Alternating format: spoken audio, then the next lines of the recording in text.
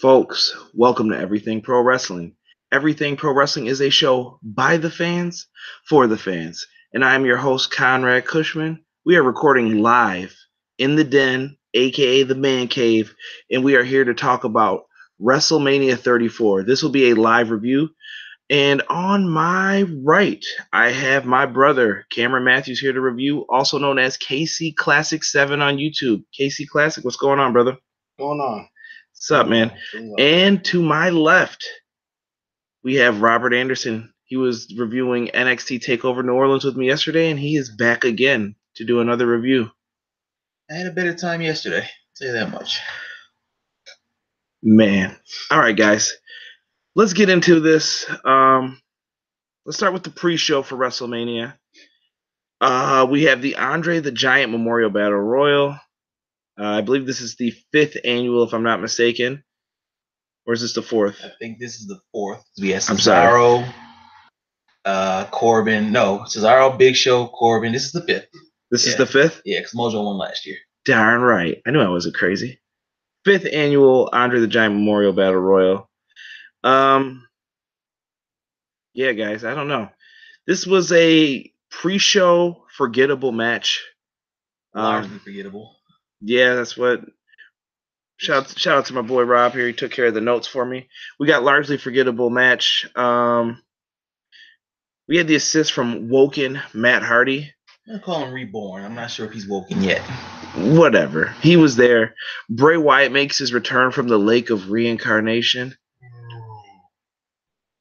But it is what it is. Cam, you got any thoughts on this? I guess the only one takeaway, I do like how they had the previous winners as the last competitors in the match. So it kind of made it seem like there can be someone who won again for a second year, but other than that, it was kind of forgettable. I agree. I like it. Next match, we get to the Cruiserweight Championship. It was the heart versus the soul of 205 Live. And 205 Live has stepped it up. If you haven't been watching it, highly recommend that you get back into it. It was a good, fast-paced match. Cedric Alexander came out, did his thing. Shout out to Mustafa Ali, too. He definitely deserves a lot of credit for his work that he has put in. Cam, what did you think of this match? I know you gave this a pretty high rating. Yeah, personally, this was one of my favorite matches throughout the whole night. I think that they tore the house down. It was something that you could tell both of them wanted to do. They were trying to have one of the better matches on the show, and I personally feel like they did. I think if they would have gotten 5 more minutes, it could have been an instant classic. I enjoyed what I saw, though. Yeah, I felt like they rushed a little bit towards the end just to get through the pre-show. Yeah, they kind of had to. Yeah. I gave this match a B+.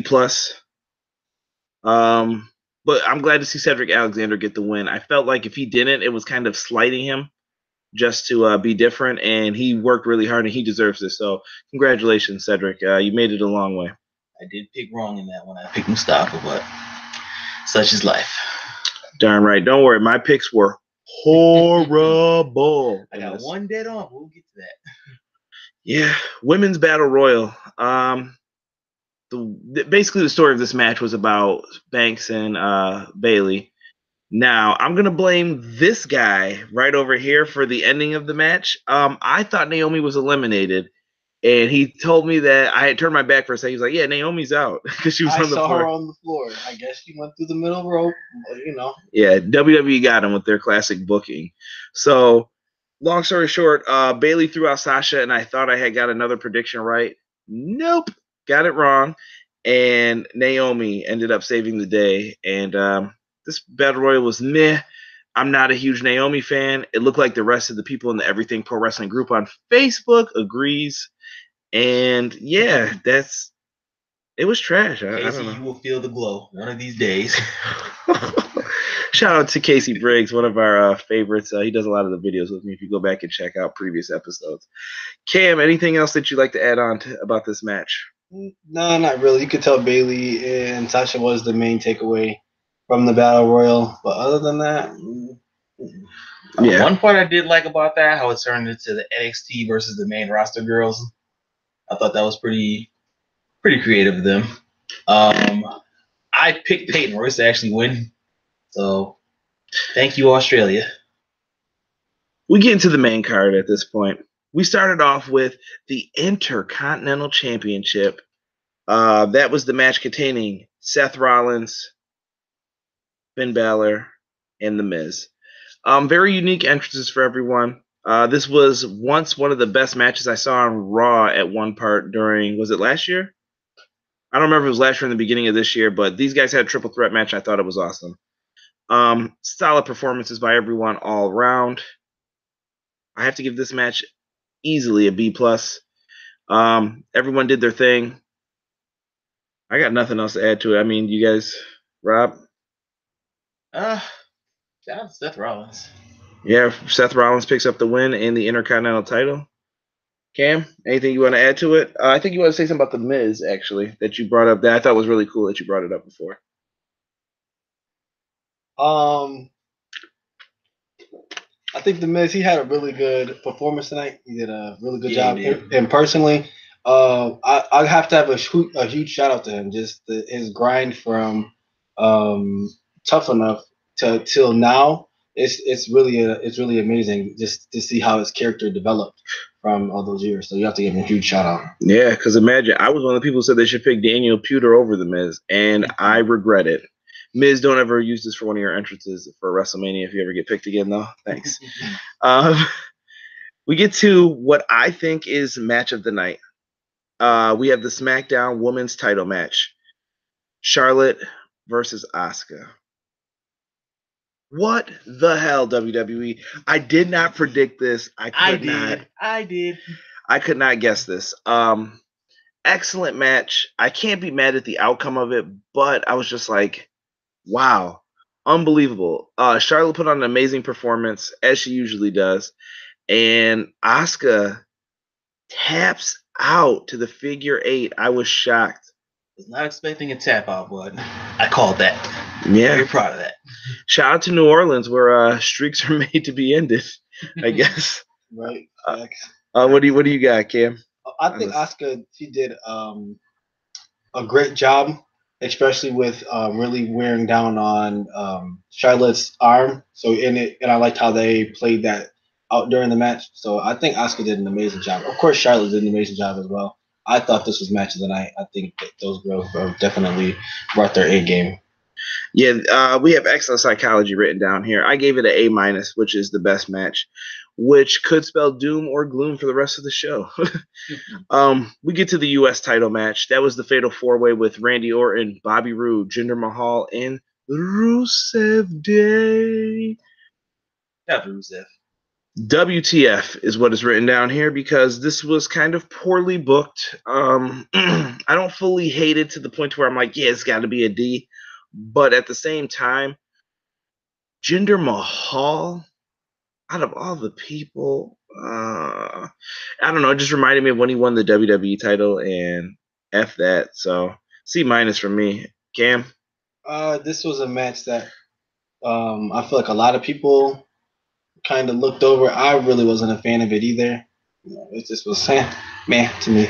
You guys ever heard the saying, the Lord giveth, the Lord taketh away? We got Daniel Bryan back. Yay! Screw Rusev Day. Taking that away from you. How dare you get over on your own? We go to the next marquee match. We get Kurt Angle and Ronda Rousey versus Triple H and his wife, sports entertainment's queen, Stephanie McMahon. This is sports entertainment personified. This match was a showcase basically for Ronda Rousey to show her new career in wrestling and how she was going to do. I gave it a B. I'm going to let these two talk about it so we can keep this moving a little bit faster. Let's go to Rob first. First, shout out to Ronda Rousey for that Piper tribute. I know he means a lot to her. Looked good in it. She actually looked a lot better than I thought she would in the match. Yeah, I think she surprised a lot of folks out there. And Cam, as a casual UFC WWE fan, what did you think of the match? I think that they also did a good job. Ronda Rousey definitely, for her first match especially on a big stage, she did a very, very good job. I mean, she had some points where she did look iffy, but that's kind of expected for her first match. But overall, she did a very good job. Keep in mind, though, she was in there with Stephanie McMahon, who's not a sports entertainer or not a professional wrestler. Very true. she kind of bluffed on it, not bluffed, but missed a couple spots. Yeah, she's cashing the checks. I don't want to hear that. She's signing the checks. Touche. Well, and then again, her arm got broken, so touche. I'm not sure he's signing those. We get to the next match, the SmackDown Live tag match, which had the New Day, the Bludgeon Brothers, and the Usos. This match is short, sweet, and to the point. Bludgeon Brothers came, they saw, they kicked ass, they left. I thought you were going for a Val Venus quote, and I was going to hit you in the back of the head. Only when they're in New York City. If you know which SummerSlam that came from, you can definitely subscribe to this channel. Can't say that. So, yeah, that match was quick. Harper pinned Kofi after a powerbomb on the top rope. I got nothing to say about it. Gentlemen, anything else to add? Expected outcome, but the best part of this match was the New Day's entrance with the pancakes. Yes. But other than that, it was nothing too crazy. Little people doing the worm. Yeah. Next match, please. Oh, I'm sorry. And we forgot to mention this. In the beginning of this show, John Cena was seen out in the crowd. I tweeted it and put it in the group on Facebook. John Cena, thank you for keeping kayfabe alive by being in the crowd. He ran to the back, though, a little bit before this. I can't remember after which match. And basically, Charlotte's match, because she was still coming up through her entrance. Yes, a ref came back and got him. Cena and Elias had a segment, basically. Elias comes out, plays guitar, talks his mess. Cena gets his revenge on him, AAs him, and, nothing's going to happen. I didn't get my match. Undertaker stuff magically appears in the ring from WrestleMania 33. And a little bit of thunder and lightning, the stuff disappears, and look who it is. It's the dead man, Undertaker, making his 8-minute entrance. And I'm going to tell you guys right now, the match lasted how long, Robert? 2 minutes and 45 seconds.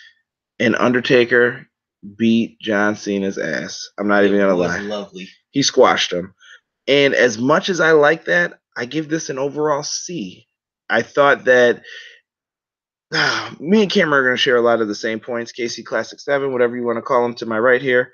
But we're going to share a lot of the same sentiments when it comes to this. So I'm going to let Cam go first, and then we'll basically justify our thinking of it. And we were at WrestleMania last year physically in Camping World Stadium. I almost called it the Citrus Bowl. Cam, tell me what you... sucks anyway. Cam, what did you think of the John Cena Undertaker match? I don't want to be too critical of it, but it just didn't make sense to me. Like, he lost last year. He left his gear in the ring. And I kind of thought that was going to be either the end of Undertaker completely or the end of that gimmick. But he had the same gimmick this year. So it kind of made me think, like, what was the point of last year's match? Like, just to pass the ring to Roman and then you just continue to fight at WrestleMania? It just kind of, I just didn't. I agree, dude. I definitely thought this shouldn't have happened. I don't understand why it needed to happen. I mean, I guess if you wanted to go out with a better match, he did, but I don't know where Undertaker goes from here.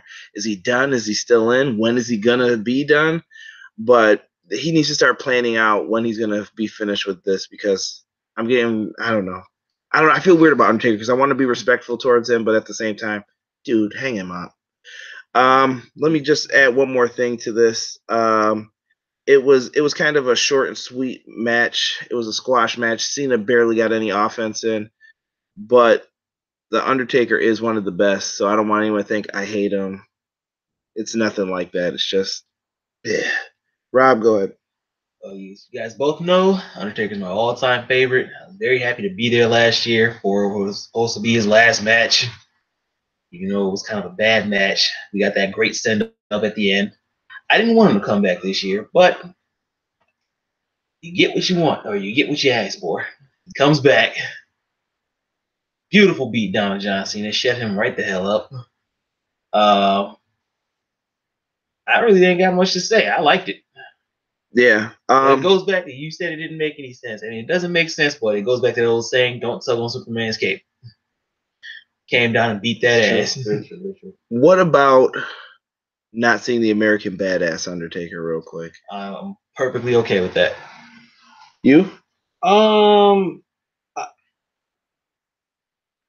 It's not that I wasn't mad that I didn't see it. It just was kind of like, what was the point of last year? Was more of my thing. It wasn't like, well, he's not coming back as the American Badass. It just didn't.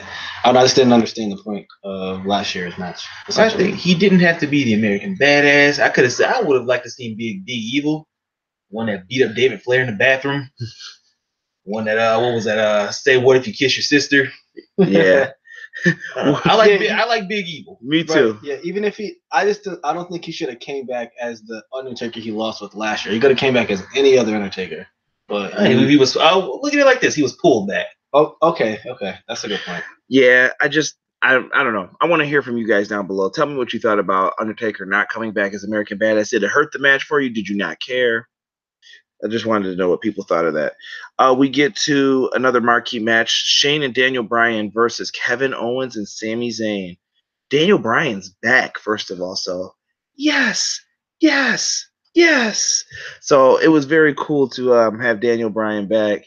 Shane McMahon did what he usually does, took a beating, gave some cool spots. So it was good to see Shane finally get a win. I think this is his first win since he's been back.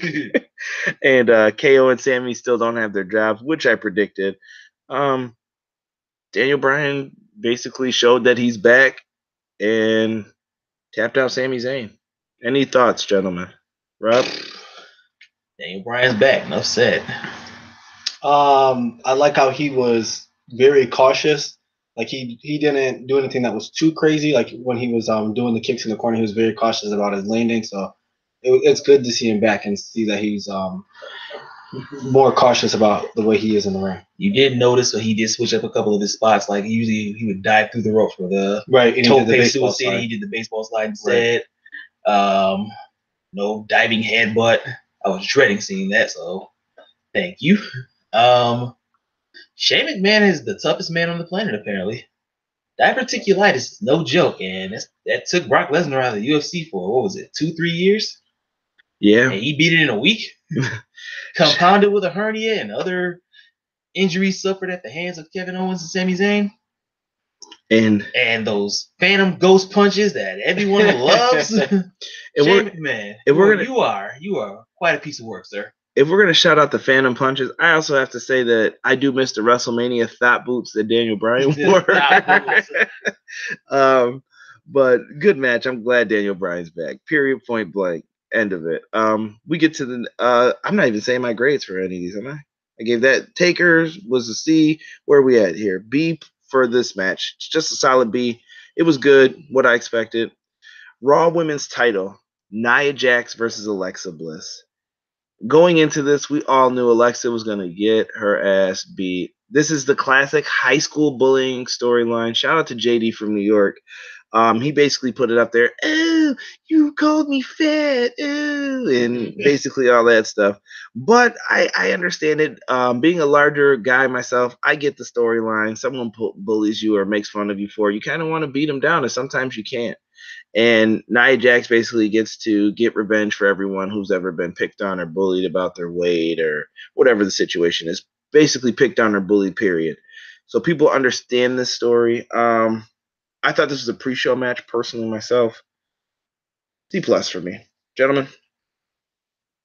I was getting WrestleMania 19 vibes of Triple H and Booker T. Ooh, don't say that. I was... that's my favorite WrestleMania. That's the one blemish on it. That and the Miller Lite girls, but WrestleMania 17 is better. Okay, continue. You can get out of my house, though. Whatever. I was expecting either Alexa to win by shenanigans or lose by disqualification and keep her title, only to get cashed in on by Carmella in a swerve or whatnot after a beatdown from Nia, who gets her revenge because this was never really about the title. It was about pride, pretty much. Nia looked great. She's definitely improved from what she was about a year ago. She's greatly improved, in my opinion. I'm proud of her. She still has a little mess ups here and there, but you know what? That's expected. Yeah. Cam? This was another match that I liked as well. I liked in the beginning how Alexa came out with Mickie James and Nia just completely took Mickie James out of the picture. Rest in peace, Mickie James. Mickie James. So that was something that I thought was very cool and unique, and she just really focused in on Alexa Bliss. Just overall, even though I don't watch Nia that often or watch her every week, I still like to see her be a more dominant force. But obviously, it's going to come with her being a little bit more careful in the ring, and so she's not injuring anybody. But if she can be a little bit more dominant, I think that she can really take her wrestling into her game to the next level. Yeah, well put. Well-deserved victory for Nia Jax. Happy for you. Can't wait to see what she does. Got that one wrong too, though. So, yeah. Next, we get to AJ Styles versus Shinsuke Nakamura, the Wrestle Kingdom 10 rematch that we were all waiting for. Thought it was worth it. I gave this match a B+. All-round good match. Was it as good as the Wrestle Kingdom match? I say no. But I also think that this match is telling a greater story throughout, and I will let Robert get into that, but I want to hear from Cam first here about what his thoughts on the match, and then I'll let Rob explain what happened in the end of the match. I thought that this was a pretty solid match. Wasn't a great match, but it wasn't a horrible match either. Like it was a very good match. And watching the end, it made sense why the match went the way it did. So I thought that because even during the match, I was like, this isn't like great, but it was a solid match. So after seeing everything, it made sense why the match went the way it did. So it was good. I like that. I think when we watch it back, eventually it'll be a lot better to us than what we initially saw. I think we went in with our expectations too high based off of that Wrestle Kingdom match.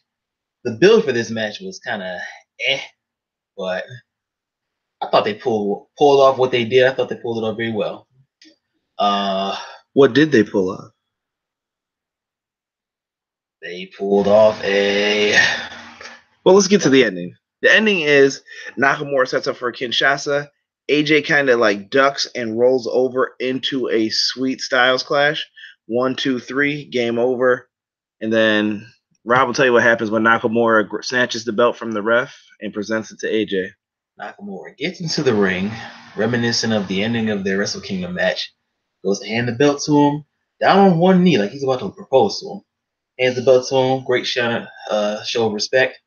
As he hands him the belt, low blow, proceeds to beat the hell out of him, stomping his head in the temple, the face, kicks him out the ring, continues to stomp him. He starts yelling in like triad Japanese where he's rolling his R's. That's like a threatening tone over there. Goes back, he's about to leave, turns back around, one more Kinshasa. Right now, what are you laughing at, sir? I just thought it was great how you just described that. This is a live review. Oh, man. And that was a live reaction to it. But, yeah, Nakamura beats the hell out of AJ. And I think that we're going to see another feud, or basically the feud continue with them, and another match at Backlash. Bold prediction right now, Backlash, Nakamura wins the belt. My man. Nakamura wins the belt. AJ gets drafted to Raw for some reason. And if you see Lucas Lamke anywhere talking about predictions for the show, we copied me. So, B+ for that match. We get Strowman and Nicholas. I see that's not in the notes here. Versus the Bar.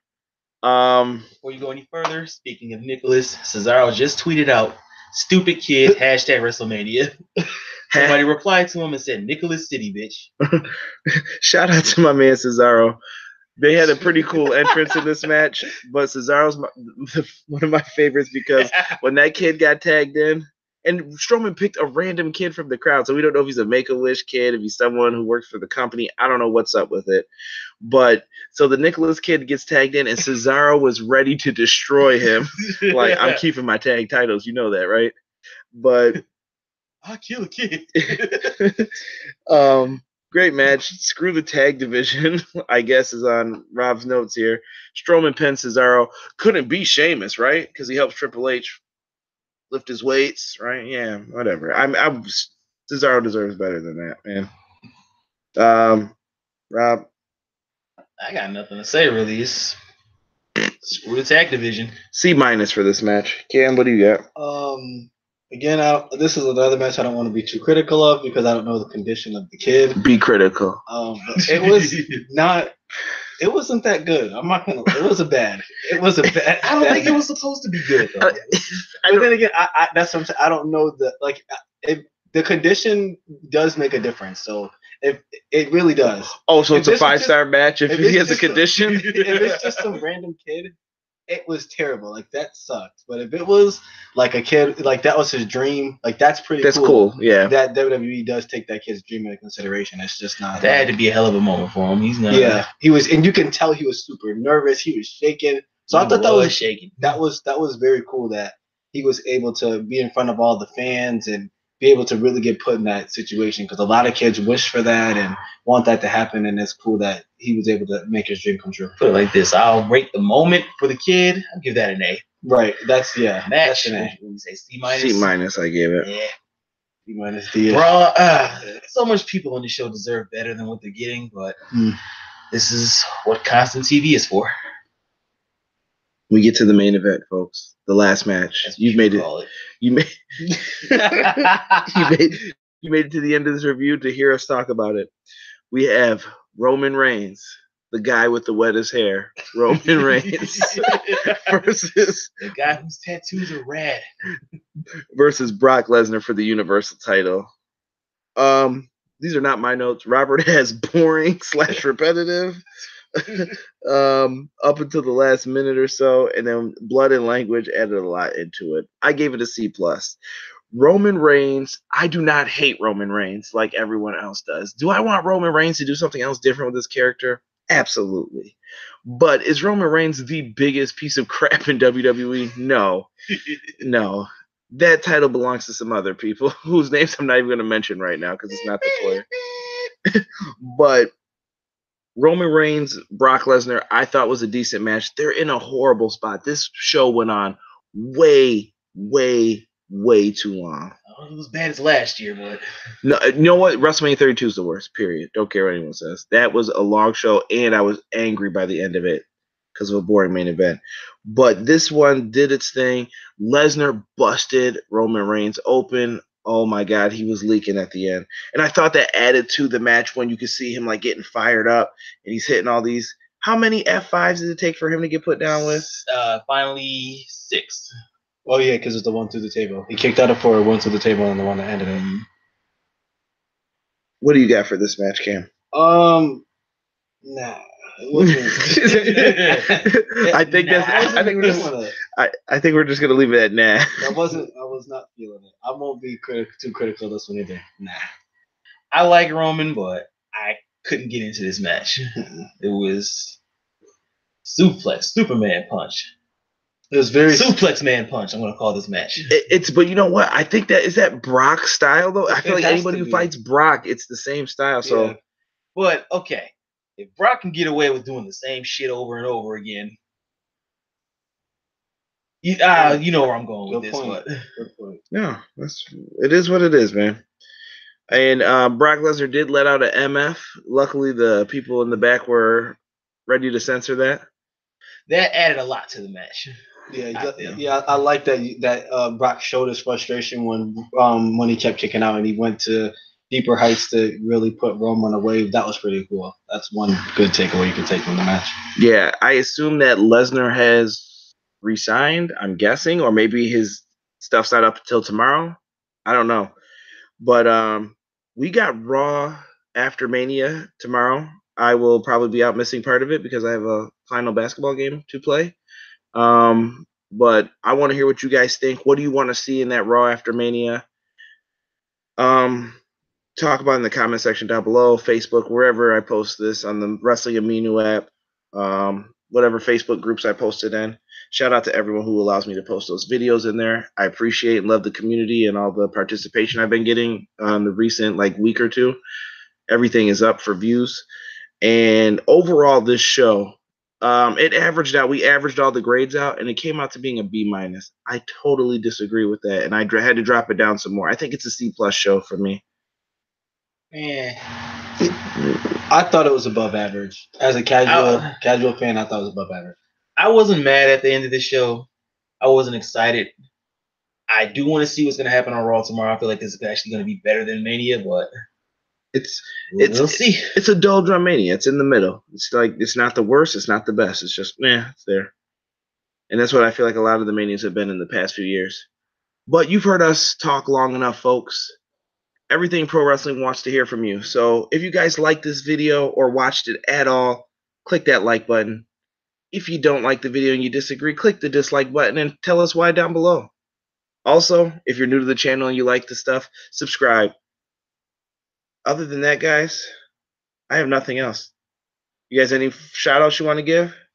No shout-outs. I don't like anybody right now, but I do want to apologize for the quality of this video. We are using stock equipment right now. We'll be back up to what we normally produce next time. KC Classic, anything you want to say, promote? No shout-outs. Also have a YouTube channel. You can find me at KC Classic 7. That's kind of a shout-out. Shout out to myself. Guys, thank you for watching the video. This is Everything Pro Wrestling, and we are out. Peace.